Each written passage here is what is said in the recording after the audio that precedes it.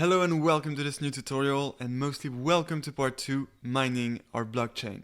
We have just built the architecture of our blockchain in our blockchain class, and now we're ready to not only create an object of this class, which will be the real blockchain itself with which we will interact, but also we are going to create this Flask-based web application to be able to interact with our blockchain by making some GET requests in our Postman user-friendly interface.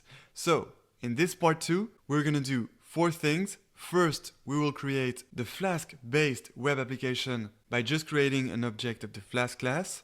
Then, we will create our blockchain, our first real blockchain, by just creating an object, an instance of our blockchain class. And then, we will make a first GET request to mine a block in our blockchain by solving the proof of work problem, and then eventually we'll make another GET request to get the whole chain.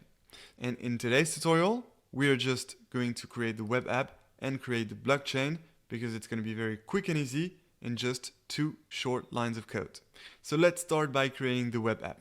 So, to be honest, this was the first time I used Flask. But this is a great opportunity for me to show you how I managed to learn this and be quickly able to use this. So I'm just going to do exactly what I did to understand how we can interact with a blockchain through Flask.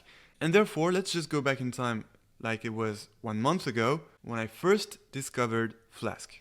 So I was on Google and I was looking for a way to interact with a blockchain on a web application, and by doing some research, I eventually discovered Flask. And therefore, in my Google Navigator, I just type simply Flask documentation or even quick start because I needed a quick start. This was my first step. And there we go. I just clicked on the first link here to get a quick start on Flask. And so here, as you can see, the documentation is really well made. You have all the information on how to quick start with Flask, and the first step you need to do when using Flask is to actually create the web application itself. And to create it, you simply need to create an object, this object here, app, from the Flask class, which is this class here, that we already imported in Python from the Flask library.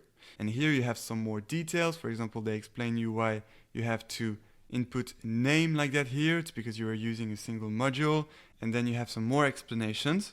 So that's our first step, and then you'll see when we make the requests, the GET request to, for example, mine a block or get the whole blockchain displayed in Postman, we'll use this at app.root, and inside this root function we'll include the requests. So we'll make 2 requests, mine block and get chain.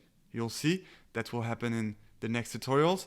But anyway, the only thing we need to do now to start with Flask is just take this line, because we already included this line at the beginning of our blockchain Python file. We only need to take this to create our Flask-based web application. So let's just copy this and let's go back to Python to create our Flask web app. So right here, we simply need to paste that, and here we go, we have our web app. So now let's get our blockchain. So to get the blockchain, this time it's very easy. We already have our class. We don't need to look for any documentation.